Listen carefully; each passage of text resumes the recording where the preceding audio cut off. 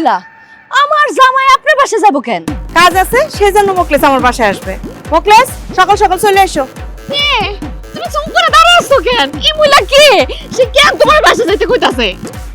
জান, তোমার আর মিথ্যা কথা বলবো না।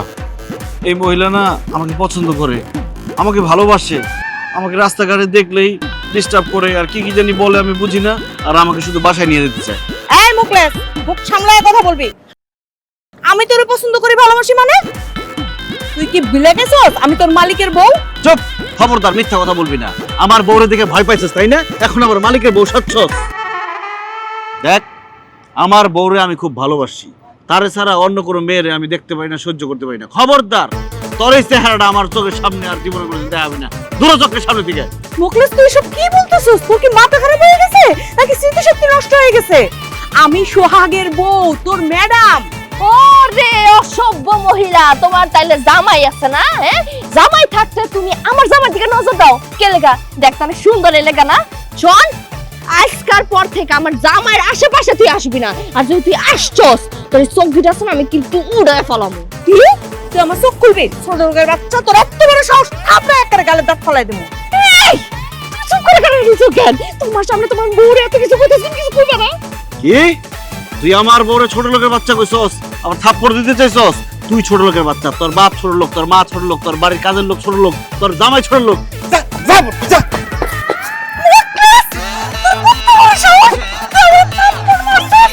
তোরে আমি কঠিন শাস্তি দিব। মুকলেশ আর বাচ্চা তোরে আমি দেখে নিব।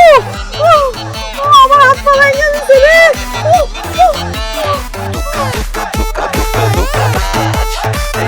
আর তুমি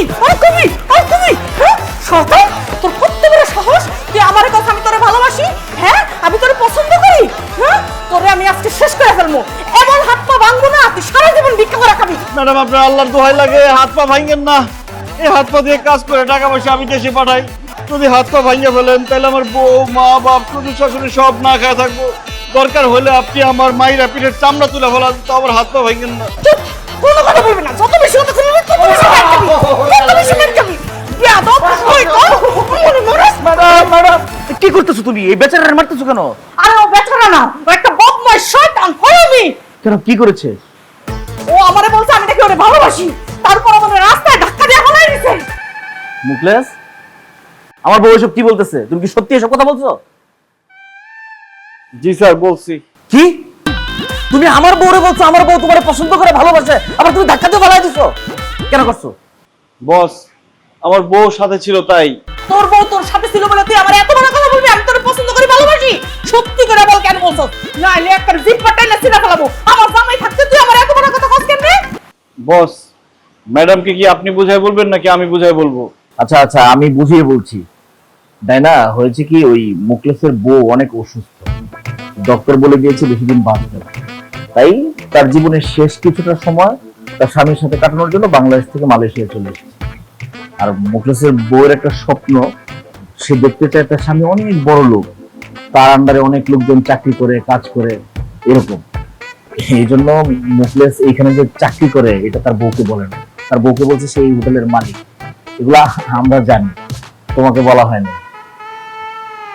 সবই বুঝলাম, কিন্তু তার জন্য ও আমার বলবে আমি ওরে পছন্দ করি, ভালোবাসি, এটা হয়? আহা, তুমি যে মুকলেশকে কাজের কথা বলছো না, তার বউ যেন বুঝতে না পারে যে তুমি তার মালিকের বউ, এই জন্য মুকলেশ তোমার সাথেই কথা। কি মুকলেশ, ঠিক বলছি না? আপনি একদম ঠিক বলছেন। আপনি আমার থেকেও ভালো করে ম্যাডামকে বুঝাই বলছেন। ম্যাডাম, আমি যা করছি, যা বলছি সব আমার বউকে দেখানোর জন্য।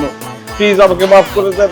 আচ্ছা ঠিক আছে, কিন্তু নেক্সট টাইম থেকে কিন্তু আর কখনো বলবা না আমি তোমারে ভালোবাসি, হ্যাঁ? এই ধরনের কথা বলতে হয় না। আরে বুঝো না, তুমি তো দেখতে সুন্দর, এই ধরনের কথা বললে মানুষজন তো বিশ্বাস করে ফেলবে। ঠিক আছে ম্যাডাম, আর কোনোদিন বলবো না, ভুল হয়ে গেছে। আসি, আসসালামু আলাইকুম। ওয়ালাইকুম আসসালাম। কি মুকলেশ সুন্দর আর আমি কি বান্দর?